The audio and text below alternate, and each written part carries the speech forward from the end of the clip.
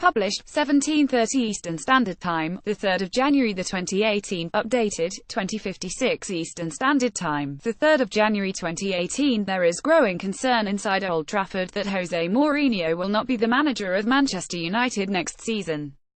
Indeed, there is a sense that things are beginning to unravel in an all-too-familiar fashion, with insiders worried that it will conclude with Mourinho resigning at the end of the current campaign.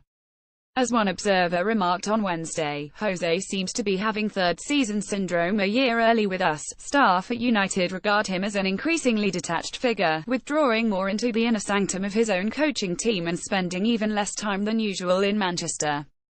Manchester United boss Jose Mourinho arrives at the Lowry Hotel on Wednesday evening. The Portuguese manager makes his way into the hotel following Wednesday's training session. Mourinho's team host Derby County in the FA Cup at Old Trafford on Friday night. Home, as he said recently in one interview, is in London, and Mourinho has made no secret of his decision to stay in a hotel when he is in the northwest. And while it would be ridiculous to question the commitment of a manager renowned for his work ethic and his attention to detail, the frequency with which he returns to the family home is causing some alarm. Mourinho is a regular train traveller, but is also understood to sometimes use different forms of air travel for his commute to work.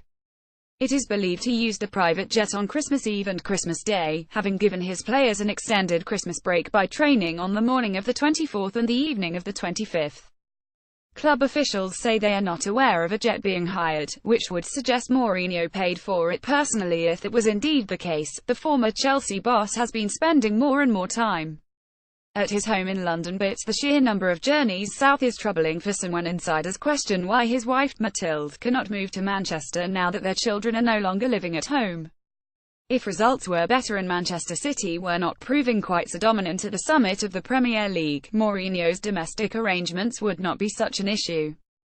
But when life in the shadow of Pep Guardiola looks so uncomfortable for the former Chelsea boss, it starts to be regarded as a symptom of a wider problem. Mourinho does represent an improvement on Louis van Gaal, but the Dutchman is credited, at least, with committing to life in Manchester.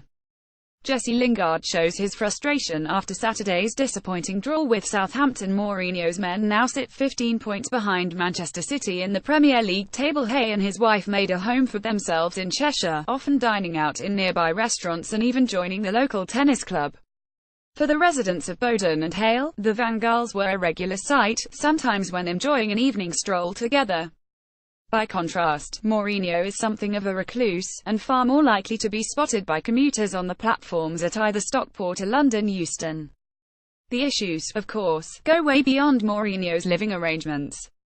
The fight he seems to be picking over the purchase of new personnel, the club can almost accept. There is certainly a willingness to recognise that Mourinho is entitled to disagree with the choices of his more immediate predecessors, namely David Moyes and Van Gaal, when it comes to players.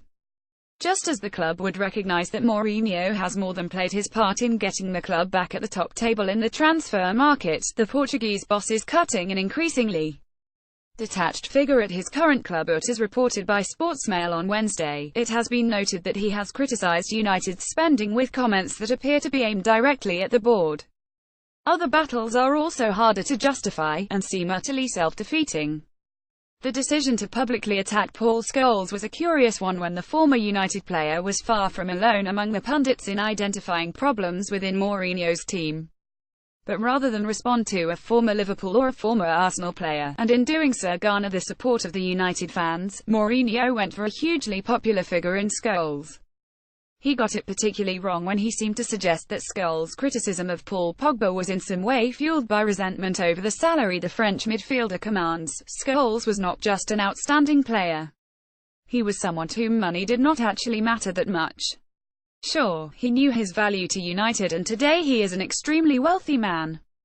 Mourinho fired back at Paul Scholes after the former midfielder's criticism of Paul Pogba left, but here was a footballer who never tried to maximise his income by employing an agent to agitate for a pay rise or secure a commercial deal, preferring instead to pay an accountant an hourly rate when it came to negotiating his employment contract. When asked about Scholes, Mourinho also defended himself. "I am proud to represent this club and every day I try to do my best," he said, and there is no doubt he does.